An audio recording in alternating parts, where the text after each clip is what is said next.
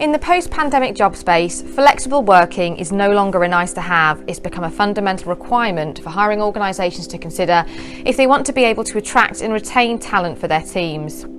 But getting hybrid working right is not straightforward. So in this video, I'm going to outline the top considerations businesses need to address if they want to implement an effective hybrid working strategy that will enable their teams to flourish in the new world of work.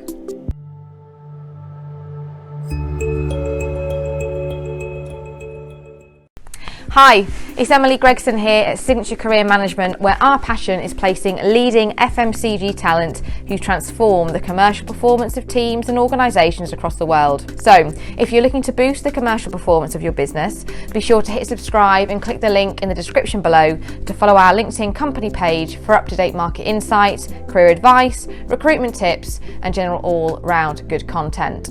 But without further ado, let's get started.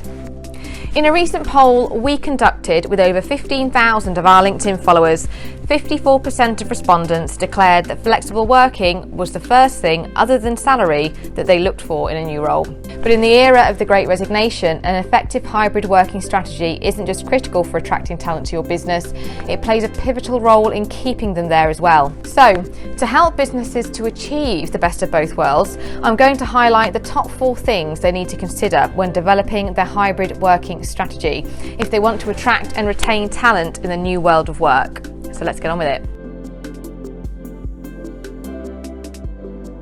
An important aspect of managing change is to empower your teams to embrace the transition to ensure that everyone is pulling in the same direction. So given how monumental the shift has been towards remote working over the last couple of years, it's critical that these wheels of change are suitably greased to ensure that office-based teams and remote teams can continue to collaborate effectively with the least possible pushback. As highlighted in the Harvard Business Review, a possible solution is to integrate physical spaces and technology with 3 key concepts in mind: equity, engagement, and ease. Traditional arrangements often see remote workers join those in the office by means of Zoom calls, where they vie for space on screens with grainy or buffering images, to then try and gain the attention of their colleagues who will inevitably be far more engaged with those that they are in the physical presence of. Businesses need to consider their physical workspaces to counter the obstructions placed between themselves and their remote colleagues. Having separate meeting areas purposefully set up to facilitate collaboration between remote and in-person teams will make engagement easier. Giving remote workers their own screen during meetings and ensuring clear lines of sight is a start, but ample consideration needs to be given to lights, cameras, audio, power supplies, and internet connections to enable meetings to be easy to set up as well as flow. Additional flip charts, whiteboards, or the equivalent technology should be incorporated to ensure that the barriers to collaboration are as low as possible. But just don't think about the office environment. The surroundings and setups of remote workers need to be considered as well, and support provided to individuals to ensure their home-based places of work are up to speed. Further to this, teams need to be fully trained on the software and protocols that remote collaboration entails to ensure that the transition between in-person and remote interaction is as seamless as possible. Use the office space freed up by remote working to provide designated hybrid collaboration areas. Explore software and hardware options that enable teams to be connected quickly, efficiently, and effectively. Utilise communication protocols for hybrid working so all participants get an equal opportunity to participate and get their point across, and spend time and effort on training and the implementation of these systems so that teams embrace them rather than push back against them. The flexibility that remote working provides is crucial for attracting people to join your business, but it's imperative that you balance the needs of the employee with the needs of the business if you want to develop a successful hybrid working strategy. If you give workers carte blanche to pick and choose which days they want off, they will inevitably make choices based on their own needs, and you'll ultimately find that they slip into a routine that results in certain groups within your business passing like ships in the night. Yes, remote working could be beneficial from a productivity perspective, but this isn't the only impact of hybrid working, and if businesses don't carefully manage the interaction between their teams, they'll risk being affected by reduced levels of collaboration, innovation, and the transfer of knowledge that benefits from an environment of face-to-face interaction. The problem with inhibiting teams from picking their own routines is that it is the flexibility to fit things around their personal lives that is particularly appealing to candidates. This is why this aspect aspect of hybrid working needs careful consideration. A balance of scheduled office days to ensure plenty of crossover between different elements of the business, then freedom for employees to pick some days that work for them is critical to success.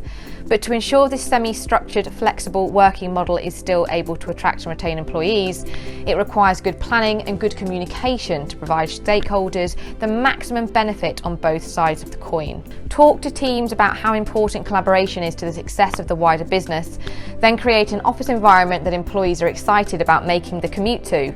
Once you have these in place, consider where collaboration, innovation and the transfer of knowledge is most critical to the performance of teams, then structure this time so that everyone can build their schedule around it.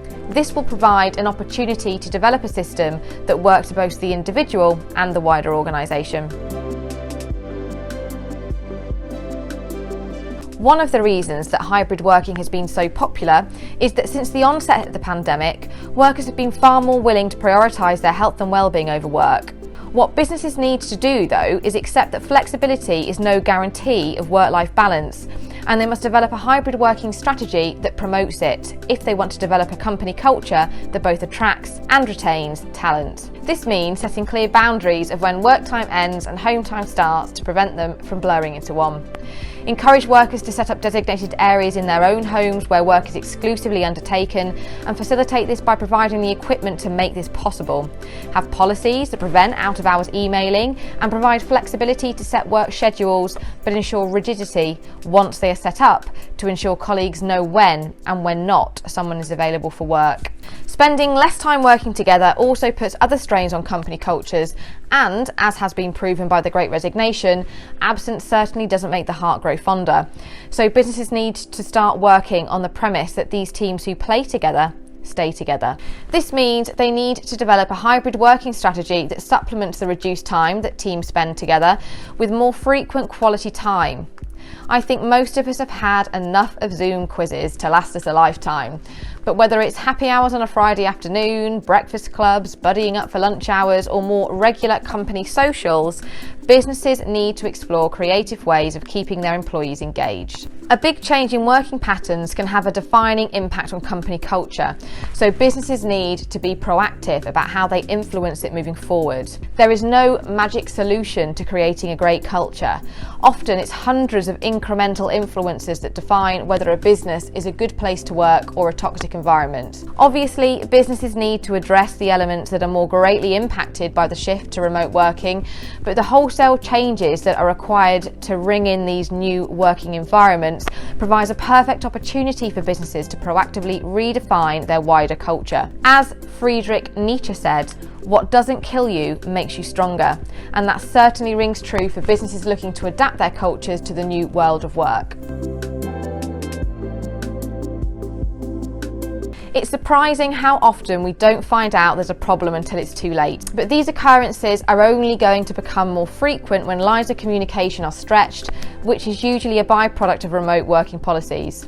For businesses who want to negate the impact of this, they need to look at incorporating greater levels of feedback into their hybrid working strategies to ensure everyone is singing from the same song sheet and pulling in the same direction. Whether it's personal development plans, one-to-ones or performance reviews, getting on the front foot when it comes to feedback enables businesses to be proactive about bridging the communication gap caused by reduced time spent face-to-face. This empowers them to iron out problems before they snowball into something bigger that could potentially threaten people's places within the business and ultimately impact the performance of the wider team. It's not just identifying problems that feedback helps though. It also enables stakeholders to come together for a greater sense of purpose, which has been highlighted as one of the most important job aspects for the modern candidates, and its impact should never be underestimated. But feedback is the gift that just keeps giving in a hybrid working strategy because it brings people into the fold who may otherwise have been on the fringes. Opportunities such as mentoring and coaching or training and development only serves to promote inclusivity within the teams, which will further strengthen them. Feedback plays an important role in training and development and should be an integral element of any business. But in times of change, such as during the implementation of hybrid working strategies, it is more critical than ever. So there it is. In times of unprecedented change, there isn't a catalogue of case studies for businesses to draw upon when looking at addressing the challenges of integrating remote working. This means it's imperative that businesses give ample consideration to their response, as there are so many variables to deal with. Ultimately, finding a solution is going to require time, effort and investment, but when done correctly, an effective hybrid working strategy will pay dividends. Think about the top considerations in this video, then develop a framework of initiatives that can be utilised with the aim of ushering in a new way of working that benefits both the employee and the employer. The hard work doesn't stop there though. Roll out the new strategy, bearing in mind how critical it is to be open, transparent and highly communicative in order to mitigate resistance. Then test, measure and adapt to ensure that in such a dynamic and novel environment, you are best placed to react to the challenges that this new approach raises. Only then will you be on track to building a hybrid working strategy that delivers for everyone. So there they are. My top 4 considerations that businesses need to make when designing their hybrid working strategy. As ever, it would be great to know what you think. Hit subscribe, share your thoughts in the comments below, make sure you follow our LinkedIn company page and be sure to look out for our next video when I'll be providing businesses a detailed guide on what they need to look out for when securing a recruitment partner.